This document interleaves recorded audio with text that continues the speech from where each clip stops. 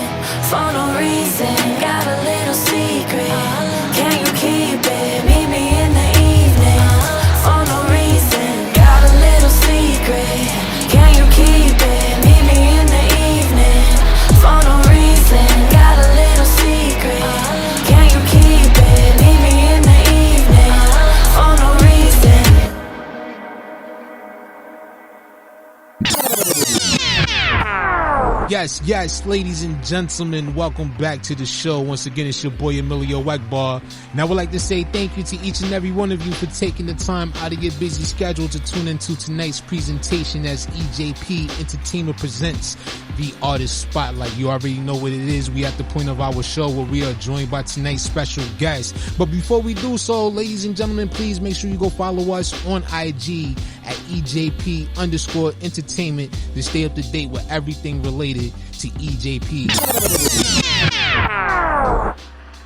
Yes, ladies and gentlemen, welcome back to the show. Once again, it's your boy EMillio EgBar, and I would like to say thank you to each of you for taking the time out of your busy schedule to tune in here yet again tonight to this presentation of this platform. If you haven't done so yet, please be sure to follow us on IG at EJP_Entertainment to stay up to date with everything related to EJP Entertainment. Also, for those of you who would like to check out the video aspect of our platform, you can do so by going to our YouTube channel at EJP Entertainment, where you can subscribe to the channel, like and share the videos, and enjoy the content that we present here from this particular platform. And here tonight, ladies and gentlemen, we got a really good show in store for y'all. We got our special guest here on the line at this part of the show. You know we are joined by our special guest, and this young lady right here definitely has a very good song out right now called Be Mad, and I know that's going to be something that a lot of us out there will be able to resonate with, in addition to her brand new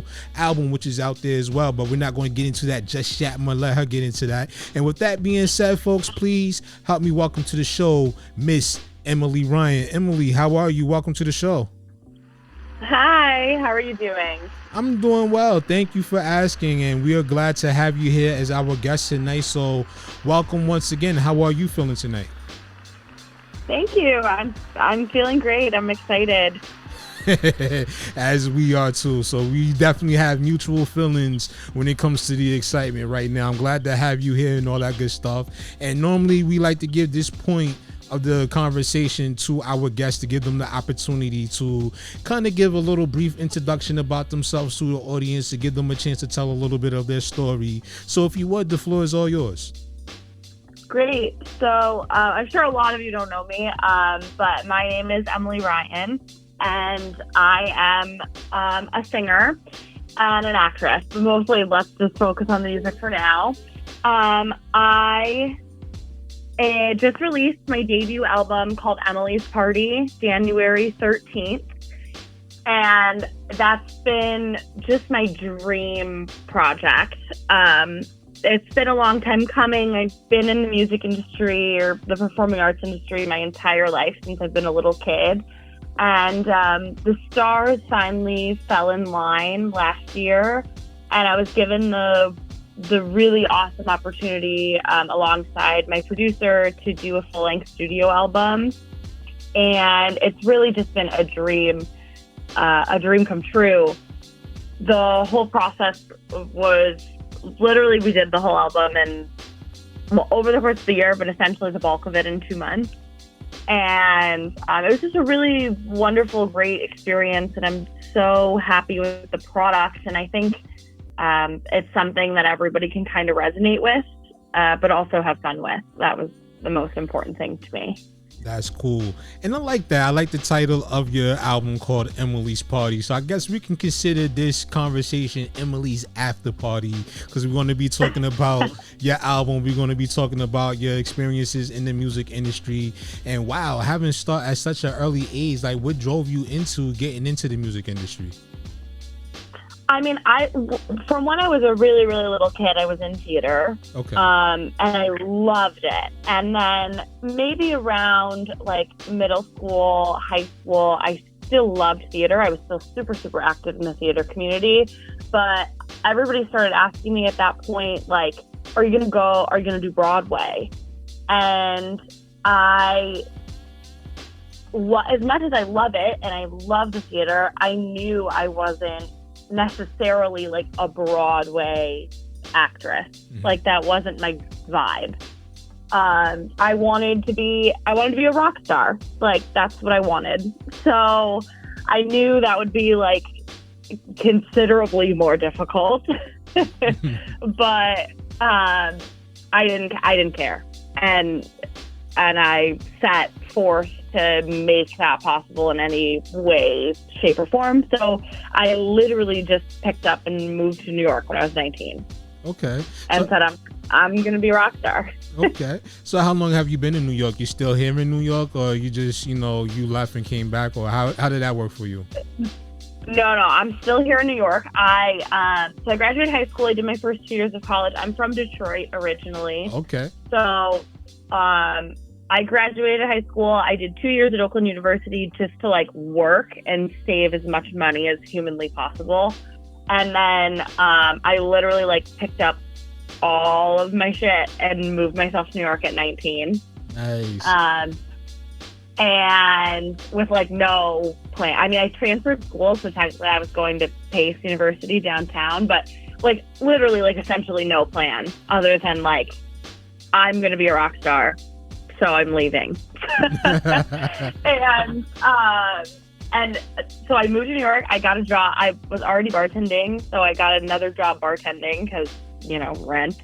Uh-huh. And then I finished school, but I like always was like actively seeking music and bar jobs for like connections in the industry because I didn't know anybody here.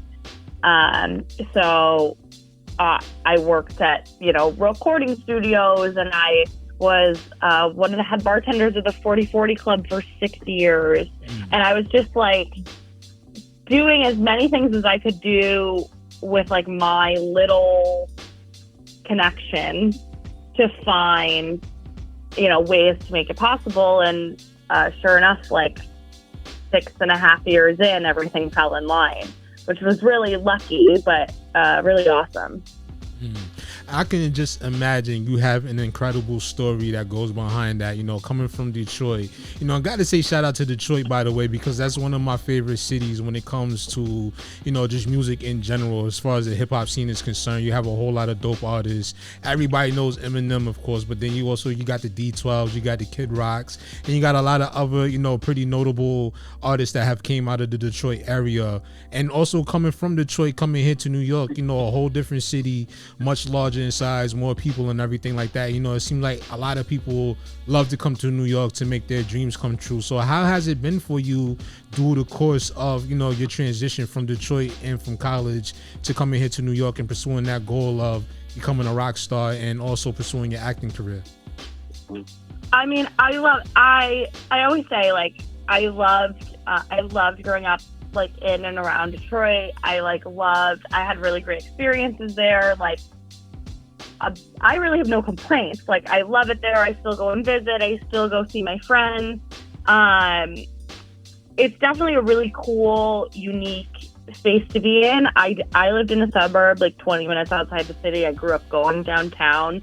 And I loved it. I just knew at the point of, like, high school, let's say, that, like, I needed to leave. I needed to be able to, expand my career and expand my connections. And, I couldn't stay there and do everything I wanted. Mm-hmm. But definitely, like, no hate towards the city. I had a great experience there, but I do, selfishly love New York now. I live in Manhattan, and I lived in Brooklyn for, like, my first year, and then I moved to Manhattan, and I really, truly love it here. That's what's up. So have you adopted the New York sports culture as well? I know Detroit got the Lions, they got, the Pistons and all that stuff. So have you transitioned to being a fan of any of the New York teams as well? I've definitely transitioned. Whether that's good or bad to say or not. No, I've definitely transitioned. I still work in a sports bar in Chelsea, and I follow all of it. And I'm definitely a Jets fan now.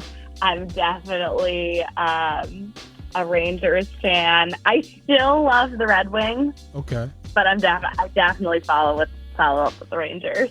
Hey, I knew there was a reason why I liked you, because I'm also a Jets fan as well, and I'm also, when I do watch hockey, I like the Rangers. I root for the Islanders, and all that stuff like that. But when it comes down to it, it's Yankees, Jets, Knicks, and Rangers and all that good stuff, man. So I that's what's up. We cool now. Me and you, we here. I passed the test. Good. Yeah. See, I can be a pop star, rock star. I can still know my sport. That's what's up, though. It is good. Like, that's one thing I do like. I like, ladies that, do enjoy sports, because you get a lot of females that's like, I don't really like sports too much, or they really just like to, watch sports just to look at the men's butts and stuff like that. I understand that, I respect that and everything. But I like women that actually do really, like, enjoy sports. That's how I know we can have a conversation. I think it's fun, and I always used to say too, like, when people are like, I don't like sports, I always used to say, like, have you ever been to a game? Like, you're like, it's so fun to, like, go to a game. I don't know. I'm like, when people are like, I hate it. I'm like, have you ever been? Because, like, it's really fun to, like, eat a bunch of snacks and, like, sit and hang out with a ton of people all cheering for the same thing. Right. No, I understand that. Me, unfortunately, I have not in my lifetime as of yet had the opportunity to attend a professional sports, game myself at any kind of arena. But, I kind of have to. I know. That's the whole thing. I'm like, that's one of the things on my bucket list I definitely got to cross off before it's all said and done, is to attend some kind of game in the near future coming up. You guys just do that. You can, like, go on, and this is, like, this is going to sound like such an ad, but it's, like, so true. You can just, like, go on, like, Game Time and buy, like, a last-minute ticket for, like, $20 or $25. It's, like, the easiest way to go. Oh, wow. See, I never knew that. See, I'm glad you shared that information with me. Now I know how to make that happen, because I know most of the times, like, buying a Knicks ticket is almost like paying rent here in New York, and we already know how expensive that is. No. Or like an outfield ticket for like a Yankees game, and it's got like a bleacher ticket. I think they're like $35 in the summer. Oh, okay. See, the closest... It makes it... I'm sorry, go ahead. Makes it accessible. It makes it accessible and fun. Okay. See, the closest I've ever been to actually going to a Yankees game was working down the street from Yankee Stadium back in 2012. That was almost like eons ago. And I remember I used to be out there summertime. I used to work at the Bronx Terminal Market, so I used to be outside, being able to see all the Yankee fans getting off the train, walking up to the stadium, then walking back. And you could always tell whether or not we won or lost, because you can just tell by the interactions and the way the body language was of the people when they was coming back, going to the train stations and stuff like that. Oh yeah. The vibes are either really great or really off. Absolutely. That's for sure. That is the truth. Oh man. But that's great though. And with this whole situation now, we spoke a little bit about the sports, so everybody know out there that you're a sports fan and stuff like that too, so everybody's good with that now, and we can get into your album here, Emily's Party and all that good stuff. So you said earlier that this was your dream album. You was able to fulfill a dream with being able to put together and release this particular project. So what was this process like? It was really great, actually. So I met my producer through one of my best friends, who's also an artist. Mm-hmm. And I said, like, from the very beginning, like, since I have this opportunity, I want to do it exactly how I want to do it. Because I'm not naive to the fact that hopefully if this goes well, I'll be, signed under a major label, and then I'm going to have a lot less control, which I'm totally okay with. I get that's how this works. But I was like, if I'm going to do this and fund this as my own label and as, the solo artist, I want to do this one project exactly how I want to. And luckily for me, he was like super on board, and we did the whole album with a couple exceptions of like an additional writer here or there. We did the whole album, just the two of us in a studio, and it was so great because there was never any. I walked in the studio and I did whatever I felt like that day. So like, if I really wanted to work on a new song, or I really wanted to finish something that was in production, or I had a really, stressful night at work the night before and I had a ton of feelings and I wanted to get those out. Like, there was never any pressure to like walk in the studio and have to finish something specific. So it made the process like really, really enjoyable, and more relaxed, I guess, than like having, specific deadlines. And, we set ourselves deadlines, don't get me wrong, because we wanted to keep on track, but it just working with one other person to do an entire album, with like the exception of like, a guest in the studio 1 day or 2 days here or there over the course of a year, it really made the creative process like flow so smoothly, because there was like no like barrier, if that makes sense. Oh yeah, it makes sense. And with that said, like, are you looking to actually sign a deal, or do you, like, now that you got the experience of being a solo and independent artist, you would rather remain in this route? So I definitely am looking to sign a deal. I really, really, like I mentioned a little bit earlier, I love performing. I always have, I always will. It's one of my favorite parts of being an artist. And I know that I would love to go on tour. I would love to eventually play stadiums. And if you want to do that, at least in my opinion of the music industry, you need a major label, because that's just tons and tons of money that independent artists typically don't have and can't fund, because that's a whole separate type of machine. And I know that's like the career path I want. Like, I want to do a world tour if the opportunity presents itself. And I want some of the perks that come with the machine of a major label. So that's definitely something I'm looking for, at some point in my career, sooner than later, ideally. Very understandable. I loved being able to do it independently. Like I said, like I had a lot of freedom and a lot of creative freedom and a lot of, really just freedom across the board. But to not go crazy and to be able to do actually everything I want, I know I need a larger machine.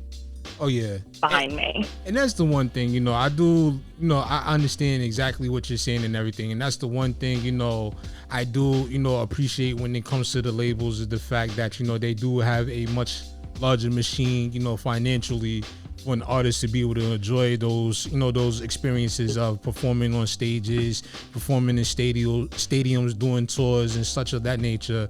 But there's the one thing I don't really like too much about the industry is the fact that it does kind of take away the freedom creatively for the artists to be able to do what they like to do. But then again, to each his own. Everybody has their, their differences, or everybody has exactly what it is that they're looking for when it comes to the industry itself. So I understand that, so like with that being said, when it comes to like performing and everything, have you had the chance to do any like, showcases around the city locally? Not yet. Soon. The plan is, so we just released January 13th, and my team is really, me and my manager and my producer. And so we're getting there, just not yet. The next step for us is to like hire a band. I'm really big on playing with live musicians. So over the next couple months, the goal is to like hire a band and get everybody in rehearsal so we can play live shows probably by like the end of summer around the city. We're just in the middle of the process. It just hasn't been, we haven't had enough time to start that yet, but that's definitely in the works we're saying end of summer is like the goal. Okay. End of summer, early fall around the city. Okay, cool. So let me ask you, with that being said, you want to hire your own band to be able to, have live performances with a live band and everything. If you had your choice, what would you name your band? I don't know. I definitely always just go under my name. So, when you see a show, it's just the artist and then you introduce the band at the end. That's probably like the route we'll take. I'll perform as a solo artist, but of course, like, introduce the band to the audience and go about it that route. I think that's going to be the best route for me personally, but I've played with bands before and I love it. It's like such a fun energy to like play off of on stage. So we're definitely keeping the band root. Oh, okay. So like when it comes to, playing in the band, like what kind of instrument did you play? Like what was your preferred instrument? So I play a little bit of piano. Okay. I could tell you I play a little bit of guitar, but I'd be lying because I'm terrible at it. I can terribly play a little bit of guitar, but I can really play a little bit of piano. But I've always just been a singer. But in high school, I used to perform with a band from time to time, and it was really just like an awesome experience. I loved every minute of it, like the rehearsals and the performances and whatever. So I'm really excited to get back to that because I just know it's such a great environment for me and for everybody. I think it's always fun, like as an artist, to be in a room with other artists who are like just as excited to be doing what they're doing as you are. And giving people opportunities to get on stage is always like a fun thing, That's cool. I ain't gonna lie to you. I tried to, when I was younger, try to learn how to play guitar myself because my father, he played guitar. He was more so of a electric bass player, but it's like I just didn't have the patience for it to try to learn how to play guitar. So I get you. Me and you, once again, we made another connection. I'm terrible at guitar too, so don't feel bad. I would love to be great at guitar. For some reason, maybe I just haven't had the right teacher. I don't know. Something just doesn't stick in my brain. Like piano, no, like I can learn. You can give me music, I can learn. Something with guitar, I just like, I don't know, it just doesn't stick. So maybe I just need a good teacher.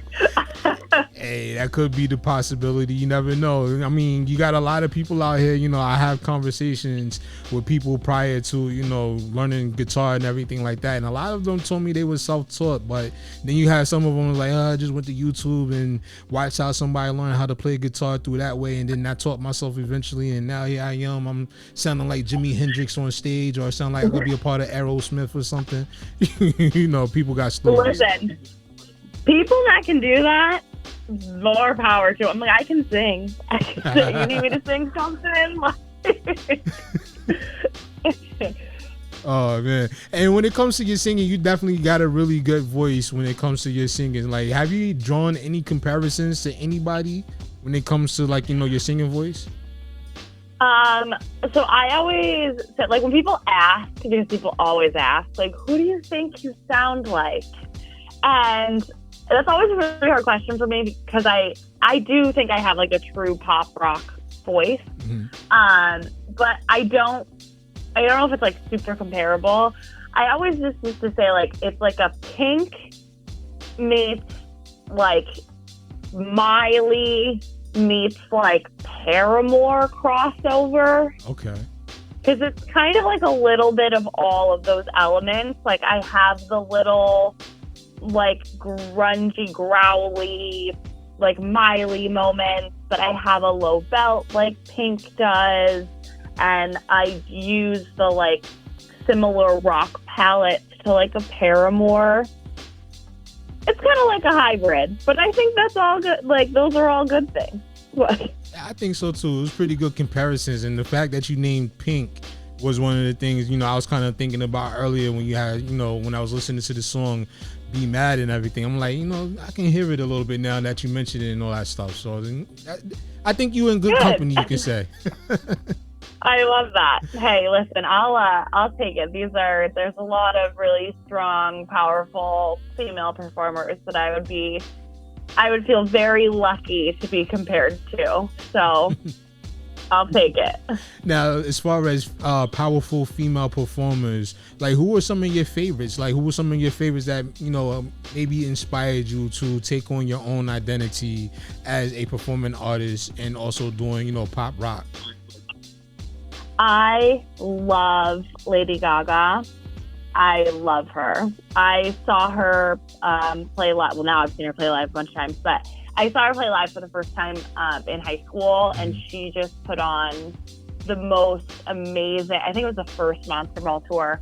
She put on the most amazing show, like, vocally, performance-wise. It was so impressive. And from, like, that day on, I was like, I love her. I love her. She's my favorite.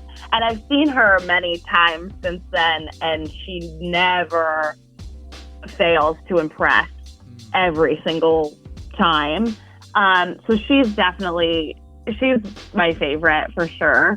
But I also like the women I already mentioned. I love Pink. I think she's so cool and unique in her own way, and I think she has a beautiful voice. That can be grungy or it can be really pretty. I love Miley. I'm a Miley girl. I know she just released an album this week.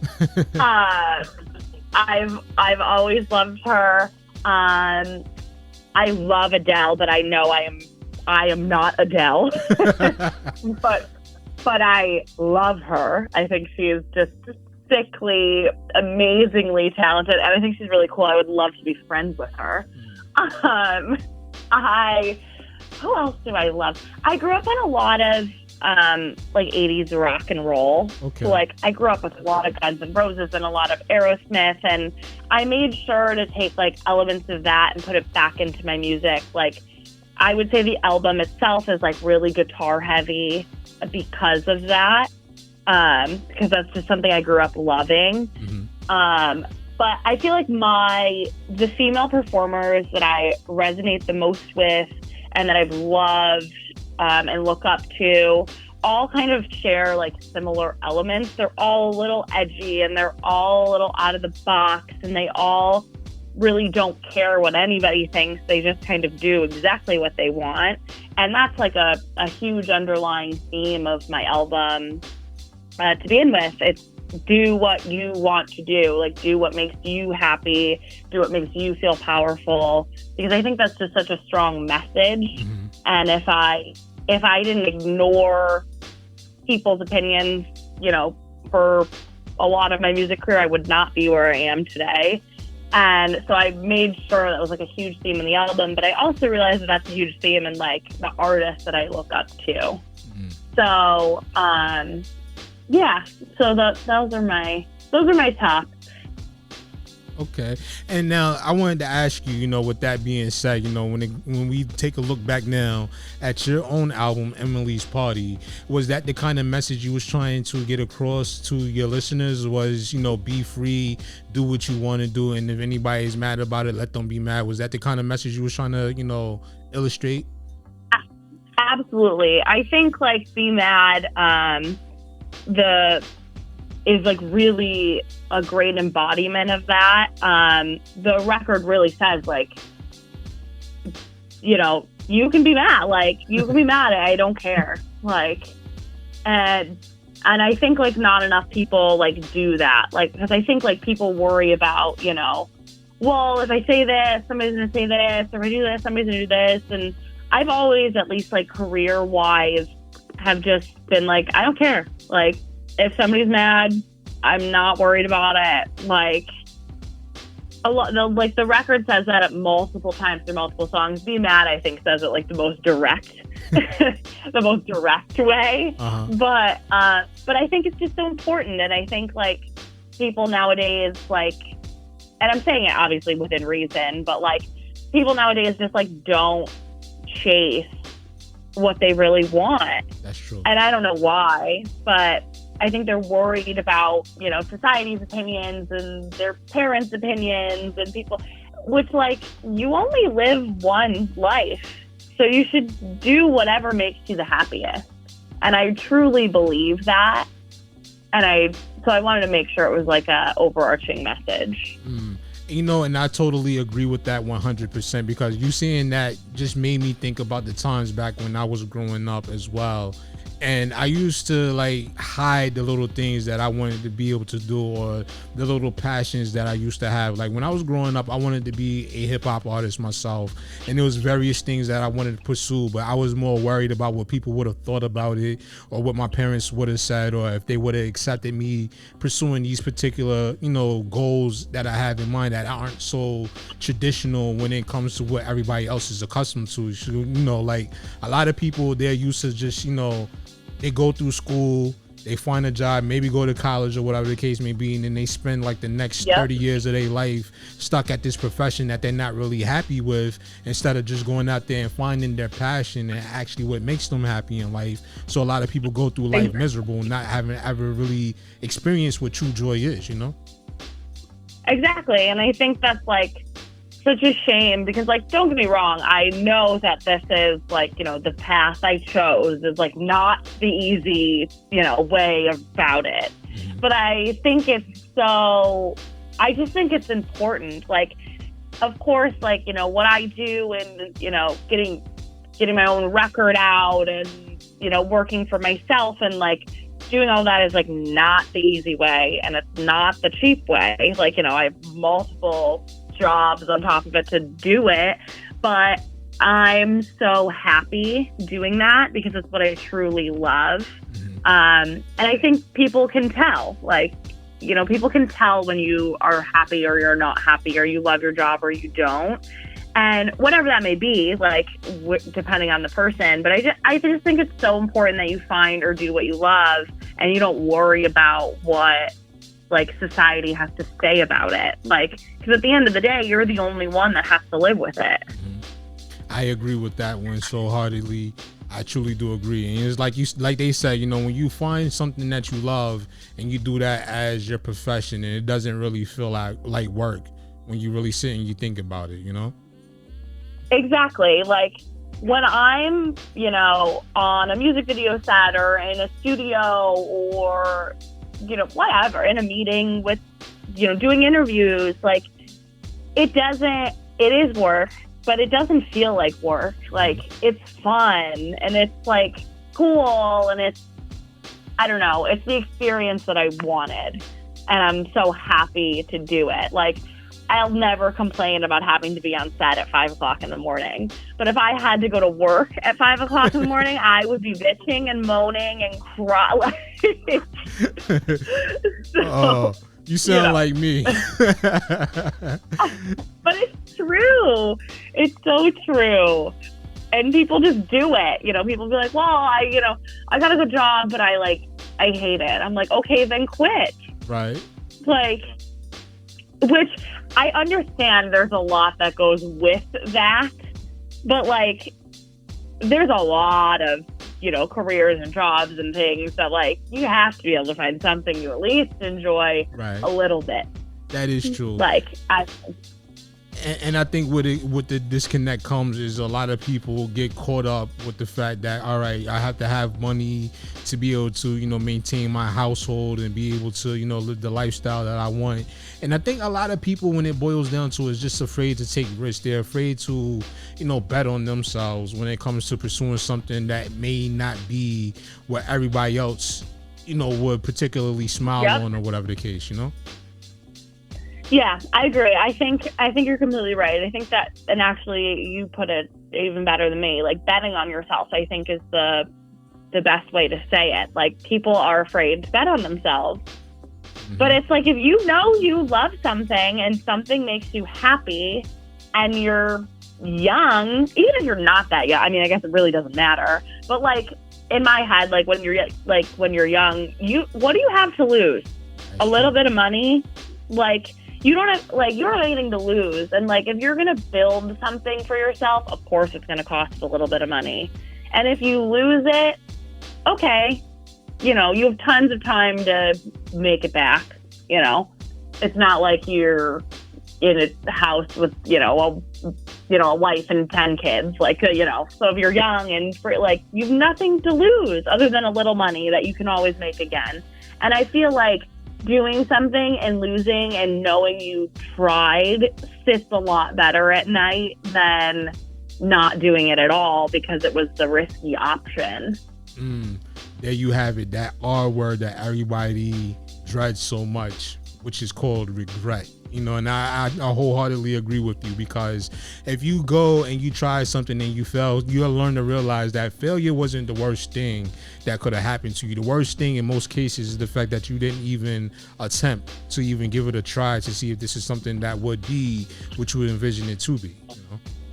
Exactly. Like, I got the comment, like, when we first started this process of the album, like, people were like, okay, well, you know, what if it doesn't do well? Okay, I did it though. Like, you know, and I was like, you can't even, like, I never thought like that, because if it, you know, hopefully it does do really well. So far, so good. I don't have too many complaints, but, you know, I never, when I sat down and said, okay, I'm doing this, the thought of like, well, what if it doesn't work? Because at the end of the day, if it doesn't work, okay, I did it. Mm-hmm. I did it. I tried, you know, whatever. But if it does work, it's everything I ever wanted. So I was never worried about, yes, there's of course a huge risk that came with doing it, you know, financially and career-wise, whatever. There was a huge risk that came with doing it, but that wasn't, in my head, it was 1,000 times worse to not do it. Absolutely. And with that being said, like, what has been the response and the reactions that you have gotten since you took this risk and you put out this album now, and it's been out for a little while, and, you know, a lot of people have had the opportunity to go take a listen to it. What responses have you been getting back for it? Honestly, I feel really lucky. I've gotten wonderful, wonderful feedback on the album. I feel so lucky because it's the internet, and the internet is, you know, can be a scary place. Oh yeah. but I feel so lucky. I've really gotten wonderful feedback. I tried really hard, I should say, when we were making the album it's 12 tracks, and I wanted a broad range within those 12 tracks. So more or less, there's a little something for everybody. Like, you might hate track 1 and 2, but love 3 and 6. Like, because they're all like have like different, narratives and different instruments and but that was kind of my goal, to like be able to put something out that at least you can pick a track and resonate with it if it's not your, vibe, right? And I think it ended up working really well because every day somebody's like, oh my God, this is my favorite track on the album, or this is my favorite track on the album. And usually they're completely different tracks, but I love that because in my head, that's what I wanted. Like there's, it's not everybody loves one song. It's everybody has their own song that's like what they feel like. And that makes me really happy. But yeah, I just think it's just a good resonating with people album. That's good. One thing I was thinking about, and I wanted to make sure I mentioned it before, we get ready to wrap everything up, is the title to your song, Be Mad. You should get that put on a t-shirt or something like that. You know what I'm saying? I want to do some cool merch. We did a small release party for a bunch of like industry people and some close friends and family. And I had a tattoo artist at my release party. And so we did all sorts of, we made like we worked with a great artist who was like so ready to put up with all my bullshit. And he did a great flash sheet with like stuff that was like pertaining to the album because like we don't have merch yet. But I'm definitely doing it. Like Be Mad on some sort of clothing is happening. Like there's also just some cool lines throughout the album. I don't know if you've heard the whole album yet or not, but there's just like some cool one-liners throughout the album that I've said, like I even said in the studio, I was like, oh, that's gonna have to go on something. Because there's like a blues song called like I'm Sorry Mama. And one of the opening lines is gotta change the cold world and give it something with feeling. And I like, the second I wrote that line, I was like, oh, that needs to go on something. So there's like just there's definitely some cool stuff. I want to do merch. The goal is like to put some merch up on the website like by the time we start doing some shows. Because I'm really excited about that one. Like, I want a t-shirt with me on it.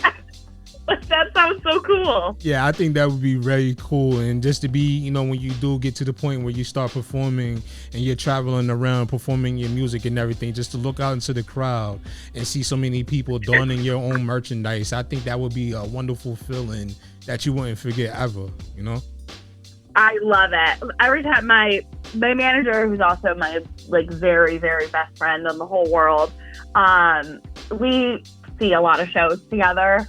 And now, like for the last like year, every time we see a show and there's like, a big group of people, they're all like going crazy somewhere in the stadium. She always just looks at me and goes, that's going to be you. People are going to like do that for you.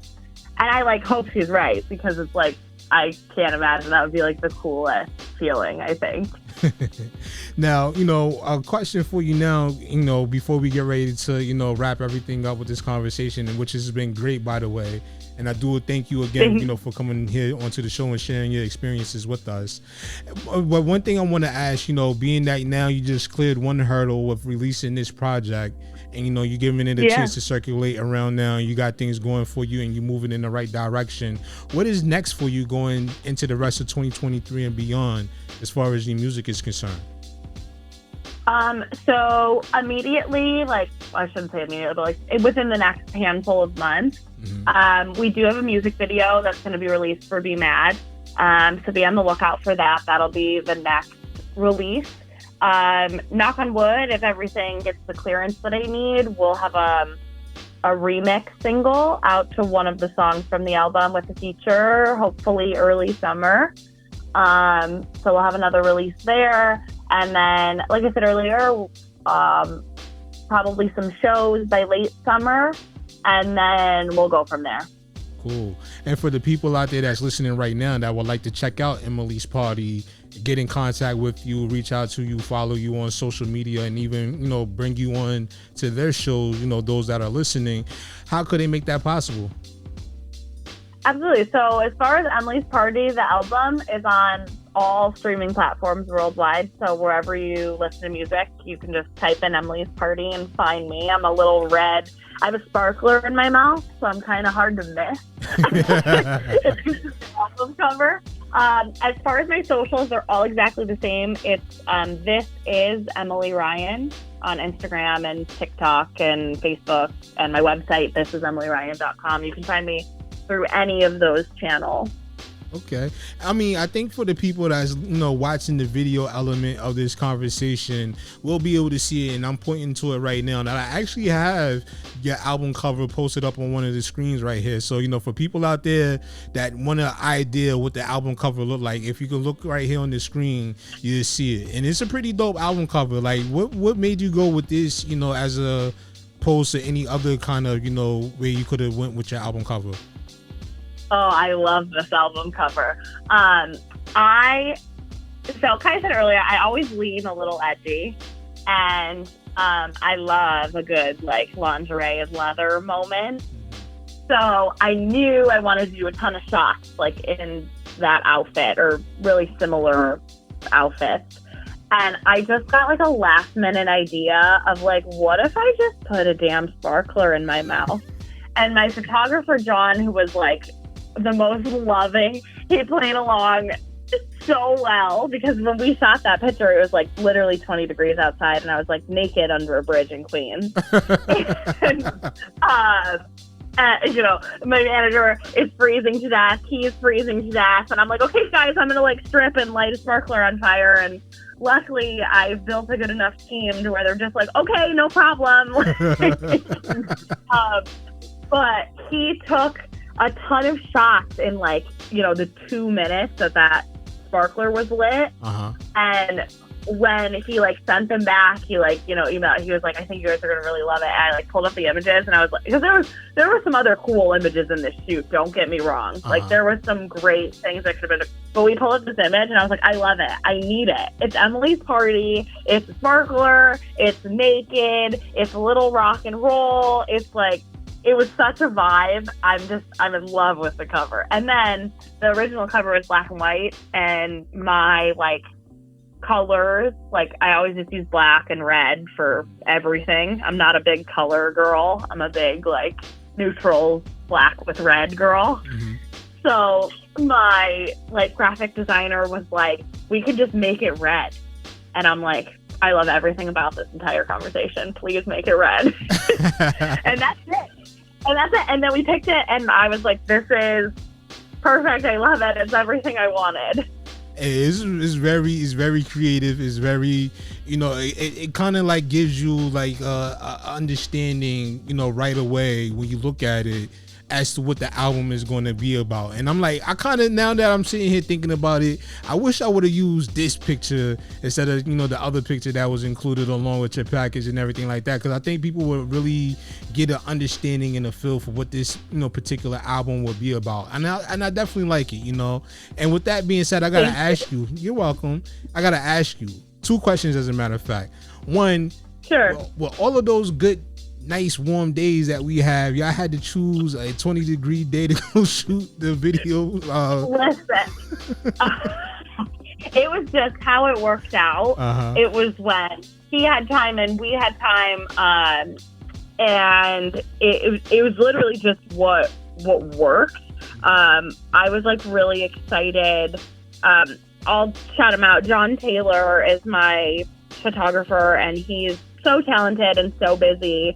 So when we hit him up, I was a little nervous that he was going to be too busy to do it, because we were kind of in a time crunch. When we went to shoot it, I needed it done within a couple weeks time frame. Okay. And I was oh, I'm sorry, I know you're so busy and so talented, but please. And he basically, him and Amber were going back and forth, and we just found one day that worked for all of us.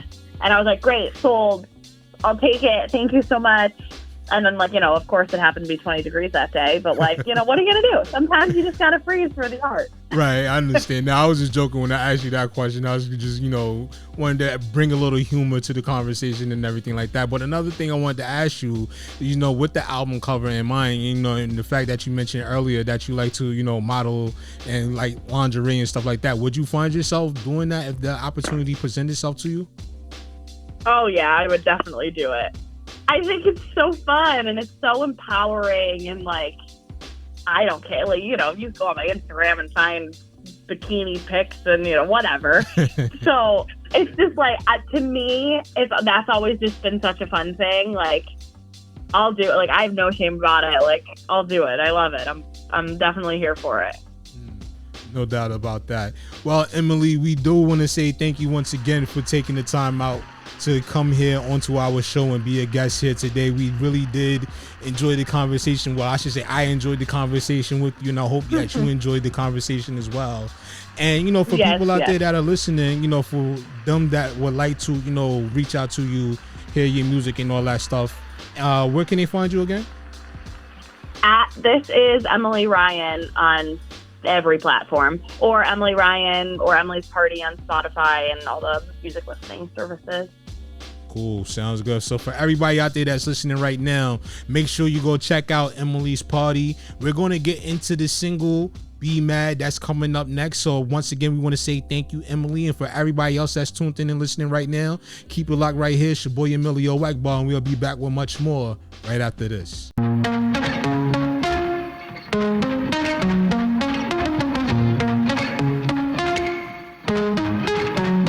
Woke up late last night, I had too much to drink.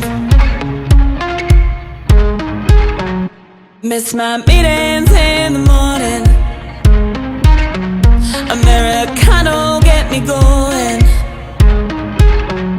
'cause I forgot the feeling of dreaming. Busy, ain't got no ceiling. I won't be feeling bad. Everyone can be mad. Everyone can be mad. I won't take your blame too bad. We can have none of that. Everyone can be mad. Mad. Mad. I fucked up. Had plans tonight, but I couldn't get out on time. 'Cause the city sucks me in. I'm back at it again, another sleepless night. 'Cause I forgot the feeling of dreaming. Busy, ain't got no ceiling. I won't be feeling bad. Everyone can be mad.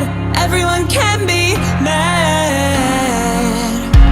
I won't take your blame too bad. We can have none of that.